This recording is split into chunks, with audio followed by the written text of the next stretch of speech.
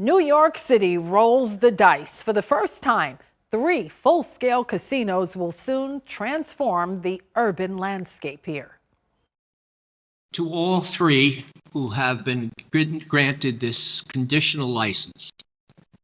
Yeah, 2 of the casinos will be in Queens, the other in the Bronx. And while supporters call it an economic jackpot that will generate billions of dollars for New York, some critics say it's not worth the gamble. Our guests on this Sunday, Queens Borough President Donovan Richards, why he believes the casinos will be a win-win for the community. Plus, Queens State Assemblymember Larinda Hooks is also with us. She explains why she supported the legislation to get the deals done. And later, a look back at when the earth shook right beneath our feet here in New York City.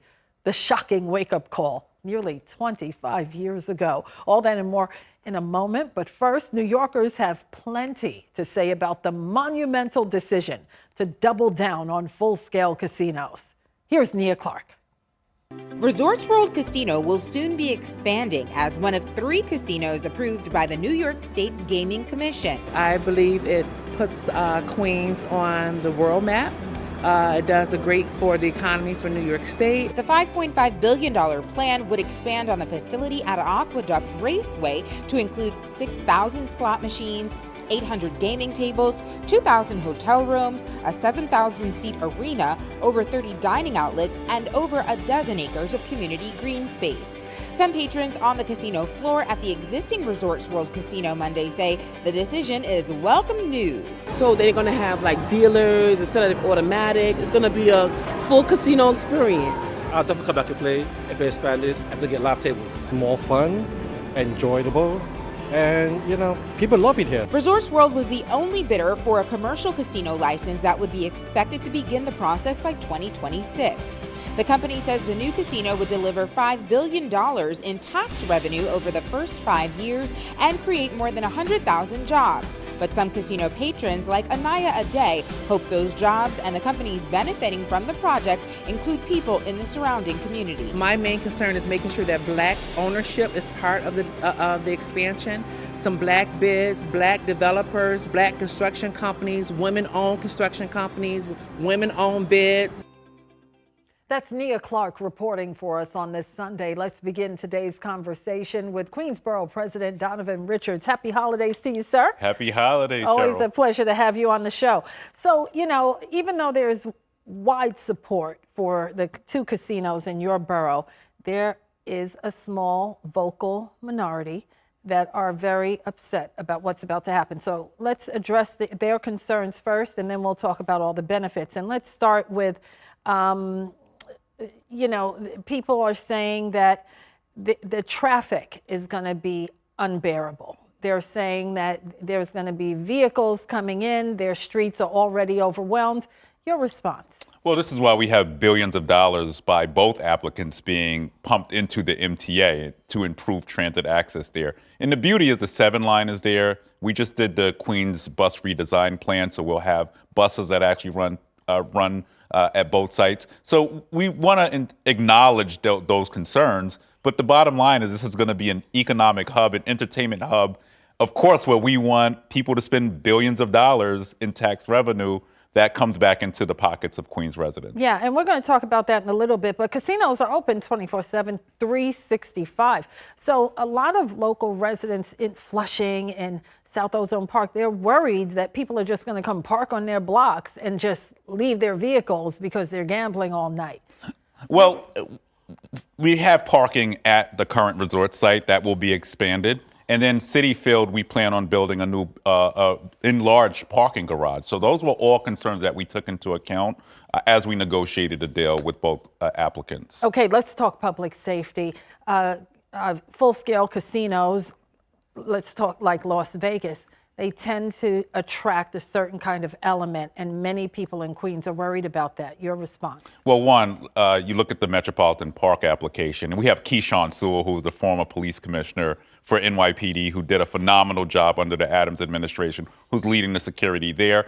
And then we heard these concerns when originally when resorts opened, Sure. But actually crime has fallen. And part of that is when you're creating good jobs, when you have a real good security team, those things will not exist. I'm not saying there won't be any issues, there won't be any problems, because humans are going to be humans. But at the end of the day, it's all about ensuring we have security plans. And I think that's going to really address many of those concerns. Okay, and some small business owners are concerned that they won't be able to compete, because now that they're going to have full-scale casinos, they're going to get the high-end restaurants, they're going to get all the fancy retail shops, and many entrepreneurs are like, what's this going to do to our business?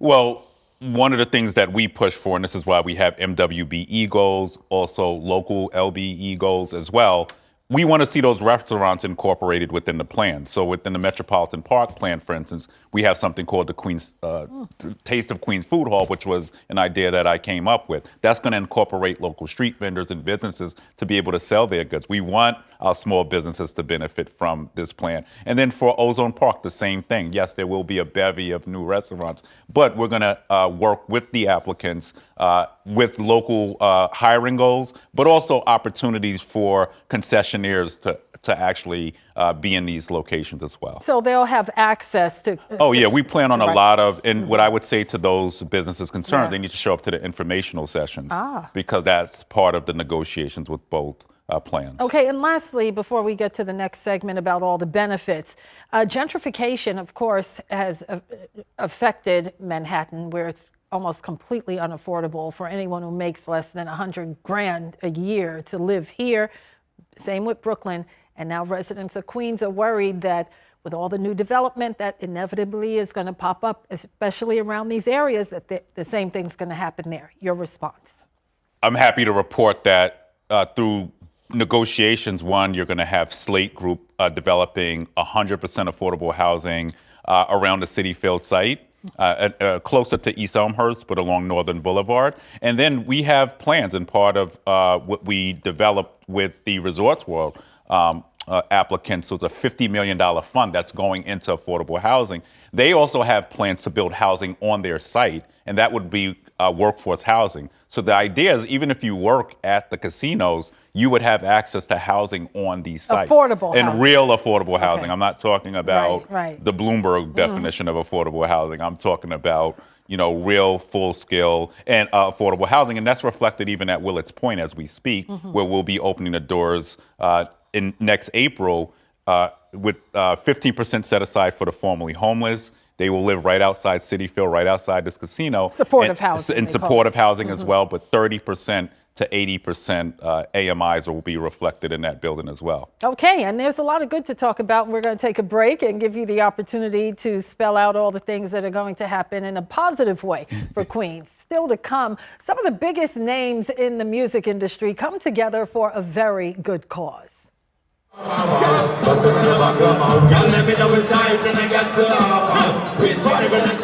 Superstar Sean Paul takes the stage at UBS Arena in Queens to raise money for Jamaica after Hurricane Melissa devastated the Caribbean island. How you can help right after this.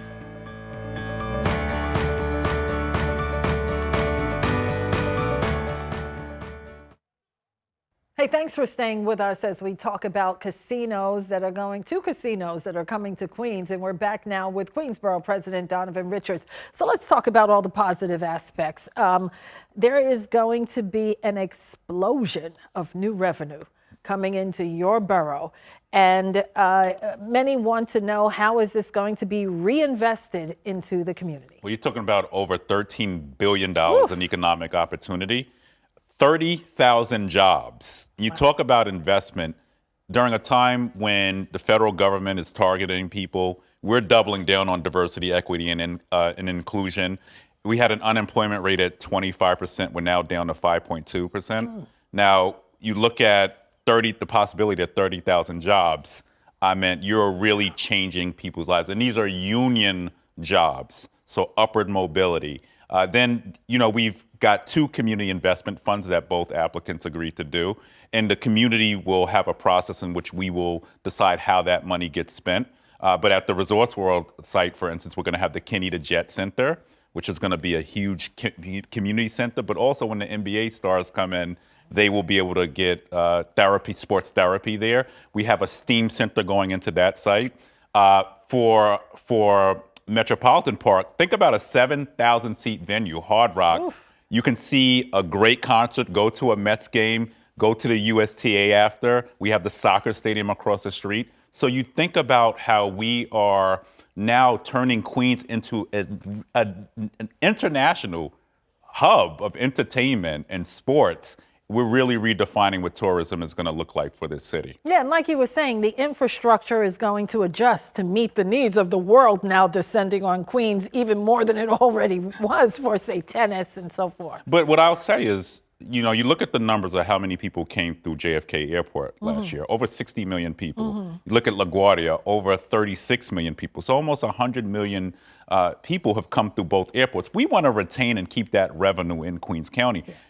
You know, in the past, it was all about going into Manhattan.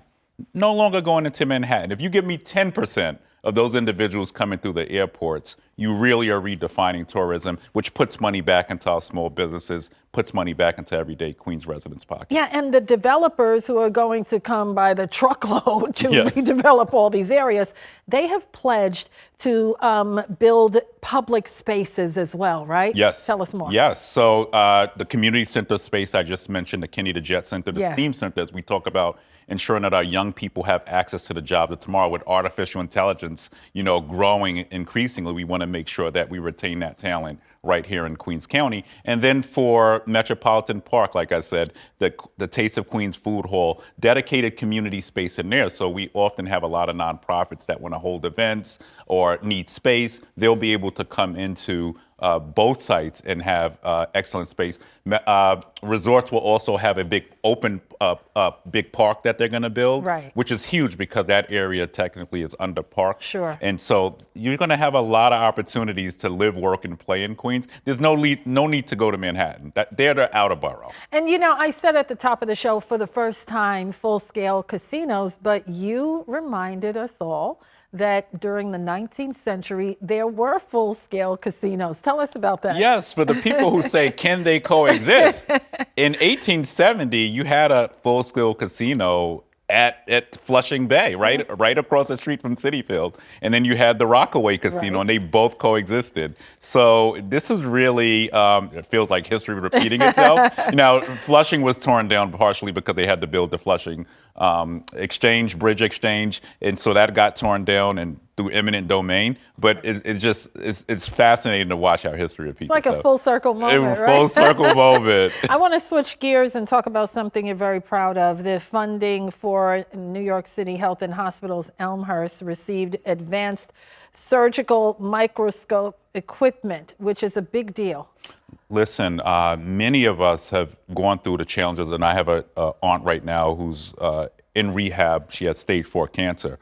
We want to make sure that all of our hospitals are equipped with the latest technology. We're also going to be building out, just so you know, a $180 million cancer center, standalone cancer center at Jamaica Hospital. Thank you, Governor Hochul, for coming through on Maimonides, that. Right, yeah, and it's going to be in conjunction with Memorial Sloan Kettering, and they're in there, but they're going to have a larger footprint in the borough. So you won't have to leave our borough to get the quality care you deserve. The Elmhurst Hospital sheroes and heroes who got us through this pandemic deserve nothing but the best. And actually, those telescopes are the only, this is the highest quality you can get. You don't really see this in the outer boroughs, and I'm very proud to have really funded it to bring it forward. Yeah, we're out of time, but you're also proud of the Queens Holocaust Memorial. Yes. That's coming. We covered you when you made that announcement, and we'll be following up on that. Happy holidays to you, sir. Happy holidays. You and your family, and thanks for coming in, and we'll be monitoring what goes on with these casinos. This is a game changer for Queens. Queens get the money. Okay, Queens Borough President Donovan Richards, thanks for your time. Time for another break. In Focus continues right after this. And now, a flashback from our New York One archives.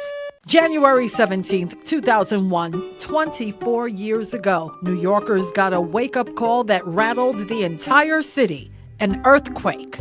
It was like boom. The magnitude 2.4 quake struck precisely at 7:34 in the morning. Residents in Manhattan and Queens really felt the tremors. I thought that maybe the boiler in my building blew up. Something, maybe like a plane was crashing. Nope, it wasn't a plane crashing or a boiler blowing up. Scientists confirmed it was the real deal. The quake located near the 125th Street Fault in Harlem.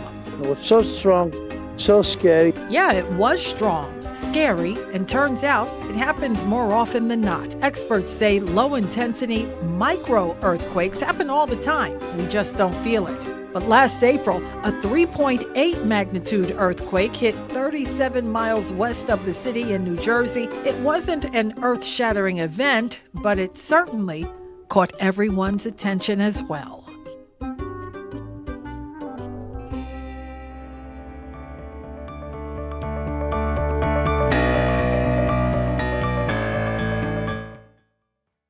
Welcome back to In Focus as we discuss the approved casinos coming to Queens. We're joined now by Queens State Assemblymember Larinda Hooks. Great to meet you. Great. Thank you. Happy holidays. Thank you. Happy holidays to you. It's great to be here. Yes, you're dressed in the color of the season. So you threw your full support behind the casino proposals when it cycled through the state legislature. And now that it's a done deal, explain why you believe it'll be a game changer for Queens.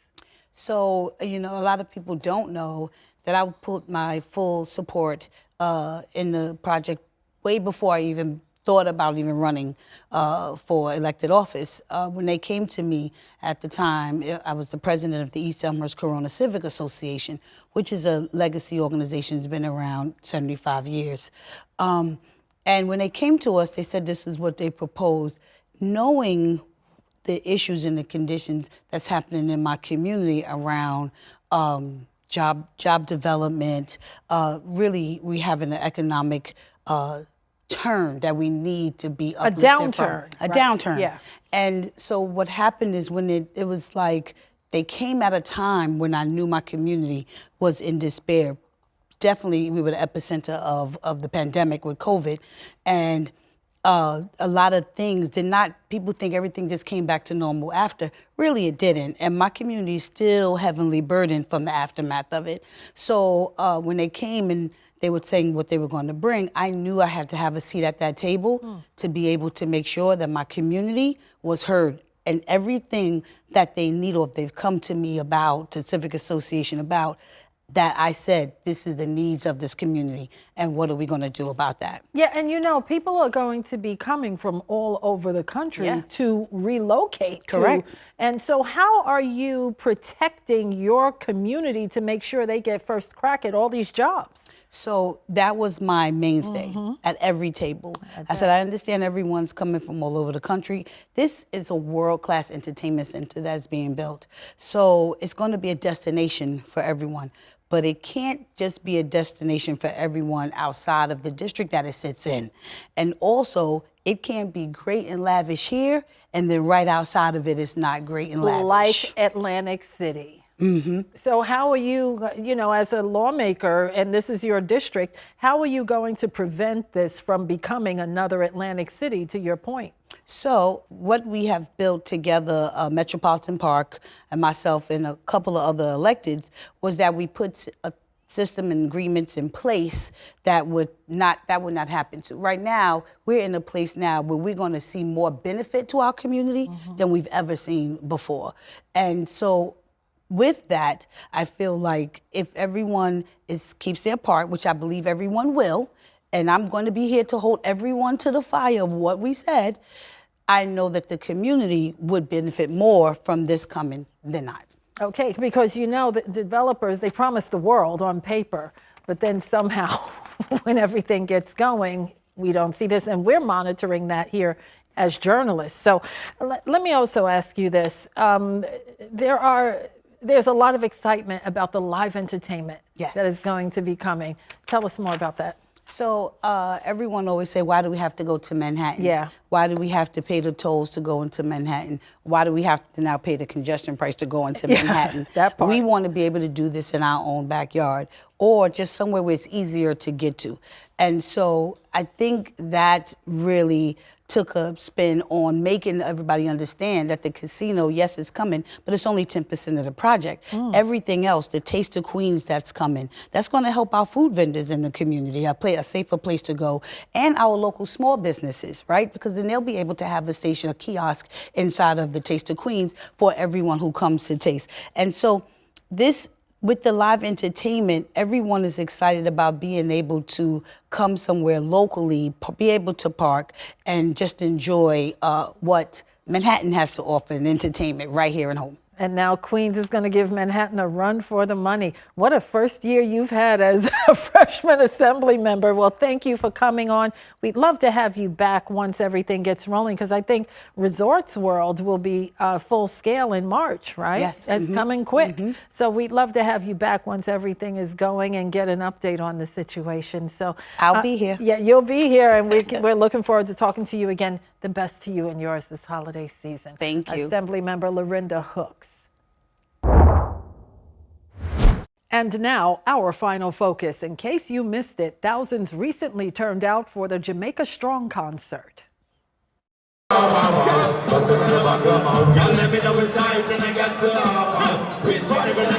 Dancehall singer and rapper Sean Paul rocked the UBS Arena in Queens. The event raised money for Jamaicans left devastated by Hurricane Melissa on October 28th. Everybody just throw your hands in the air and wave like you just don't care. Oh, and Shaggy helped organize the benefit concert thanks to his Make a Difference Foundation. This is Yvette Clark. We love the family here tonight. Oh, the family was in the building. Brooklyn Congress member Yvette Clark and her legendary mom, former council member Una Clark, and other dignitaries gathered on stage to sing the Jamaican national anthem. The island is slowly getting on the road to recovery, but the Caribbean nation still needs lots of help. And during this season of giving, it's appreciated now more than ever. Thanks so much for watching In Focus. I'm Cheryl Wills. Merry Christmas, Happy Kwanzaa, and we'll see you here next Sunday for our year in review as we prepare to ring in 2026. Thanks for watching our YouTube channel. To keep up with important issues impacting our communities and hear more conversations with the people who are shaping the future, subscribe to our channel. You can also download our app or find Spectrum News on your TV for balanced, in-depth political coverage and more.